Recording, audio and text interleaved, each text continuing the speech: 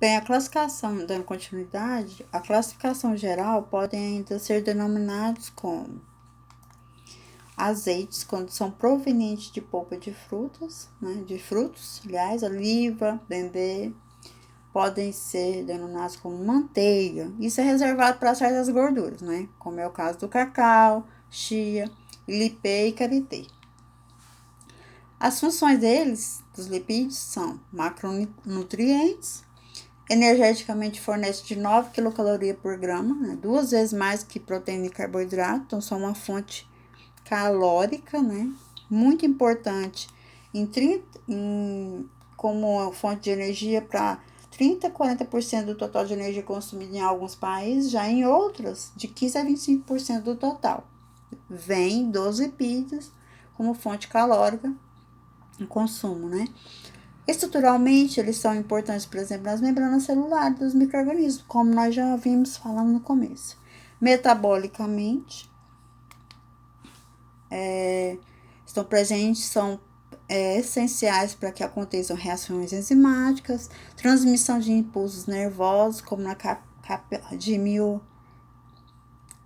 de mielina do neurônio, né? Em que os impulsos nervosos para passar de um neurônio para outro, tem essa capinha, essa capa, que é uma gordura essencial para que aconteça a sinapse.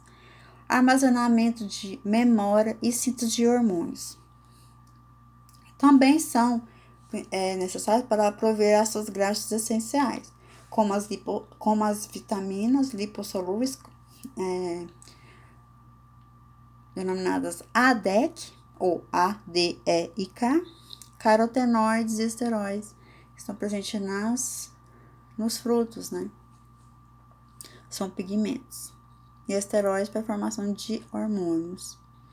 Já estruturalmente, os lipídios estão na membrana celular dos micro-organismos e, por exemplo, quando há limpeza a limpeza e higiene das mãos ou da superfície com o uso de água e sabão, a gente consegue remover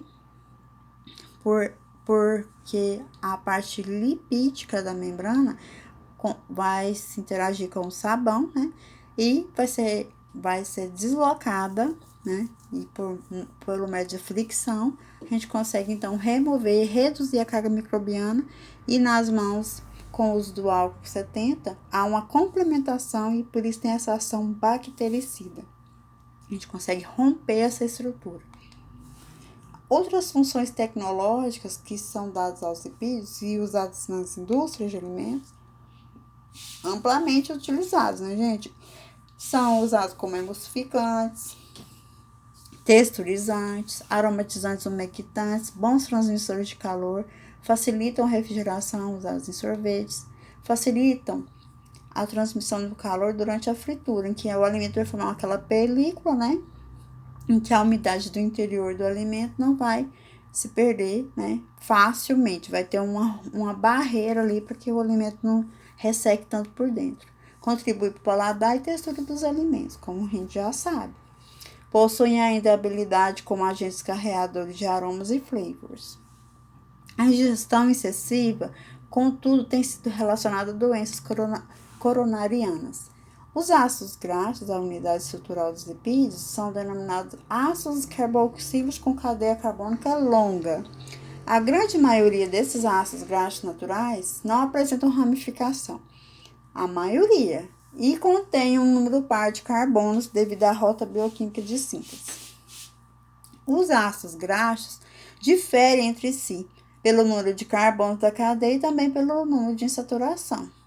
Note-se que, usualmente, as ligações duplas apresentam-se como isômero cis, quando o ácido é poliinsaturado, tem mais de uma ligação dupla na cadeia. A figura 2 mostra os principais ácidos graxos existentes na natureza, os quais estão presentes na maioria dos óleos de gorduras. Nós temos aqui na figura A uma cadeia saturada, na letra B, outra cadeia saturada, na C, uma insaturação, 2 insaturações, 3 insaturações, então é um poliinsaturado. O A é um ácido graxo saturado, palmítico com 16 carbonos, o B, esteárico com 18 carbonos, insaturados. A letra C, oleico com uma dupla ligação, linoleico com duas duplas ligações e linolênico com 3 ligações duplas. Nos óleos e gorduras, os ácidos graxos podem ser encontrados livres ou preferencialmente combinados. Na forma combinada, seus derivados são normalmente encontrados como monoacilglicerídeos, diacilglicerídeos e triacilglicerídeos, os principais compostos dos óleos e gorduras.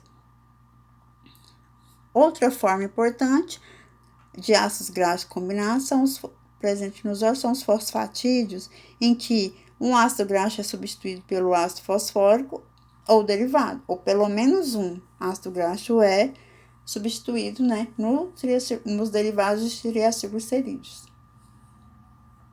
A figura 3 vai mostrar alguns exemplos desses ésteres derivados de glicerina presentes nos óleos e gorduras.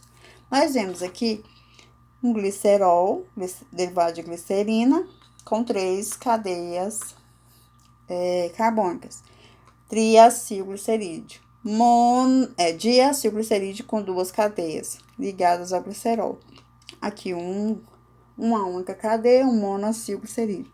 E na letra D, nós temos o exemplo de um composto muito usado como subproduto do refino de óleos, que é a lecitina, muito usada em achocolatados, que vai diminuir a tensão superficial e vai facilitar a mistura, aliás, do achocolatado ao leite. Deve-se salientar, então, que as gorduras são uma fonte uma fonte oleaginosa costuma ter mais de 10 ácidos graxos diferentes, os quais se encontram randomicamente ligados à glicerina. Ou seja, nos óleos e gorduras existentes, existe uma quantidade muito grande de ácidos graxos.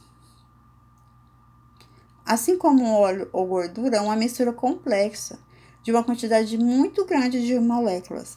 É comum expressar que a composição química em função dos ácidos graxos presentes e não dos compostos químicos efetivamente presentes na mistura. Então, a característica desse óleo, dessa gordura, se deve, então, em função dos ácidos graxos presentes. Além dos compostos derivados de ácidos graxos, que constituem usualmente mais de 90% dos óleos e gorduras, outras substâncias lipídicas podem estar presentes, denominadas então de impurezas. São os esteróis, carotenoides e ceras. Outras substâncias não lipídicas são os glicosídeos e isoflavonas, que são decorrentes da condensação de açúcares. Vai ser mostrado lá a seguir. E complexos metálicos, como a clorofila, em que há a presença do metal na substância, que também é considerada uma impureza no óleo. É importante, são compostos que devem ser removidos durante o beneficiamento do óleo, para que obtenha uma qualidade no produto final. É importante salientar que os derivados de ácidos graxos, eles não têm cor, odor ou sabor. Essas propriedades são conferidas por essas impurezas que nós dissemos antes. Sendo assim, são oriundas, da fonte oleaginosa, que tem essa característica. Aqui nós podemos ver exemplos em que uma diideína, em junção com um glicosídeo, vai formar uma isoquercetina. Olha que molécula complexa. Já agora, essa molécula na letra B é o exemplo da clorofila, em que o composto metálico está dentro da estrutura, no centralizada. A clorofila é o pigmento verde presente nos vegetais, que deve ser removido dos óleos. Suas propriedades fisicoquímicas são resultantes da interação de seus componentes. É um bom exemplo a influência da cadeia carbônica do ácido graxo no ponto de fusão dos óleos e gorduras. Então, a influência da cadeia carbônica do ácido graxo no ponto de fusão, ela é dada por quê? Diante de modificações estruturais nos ácidos graxos, vão alterar, então, as propriedades macroscópicas da mistura. Os triacilglicerídeos, contendo ácidos graxos polissaturados em sua estrutura, né, que tem aquelas 3 cadeias carbônicas longas, normalmente são líquidos, como nós já dissemos, em 25 graus Celsius. Já os que contêm ácidos graxos saturados são normalmente sólidos ou pastosos nessa temperatura.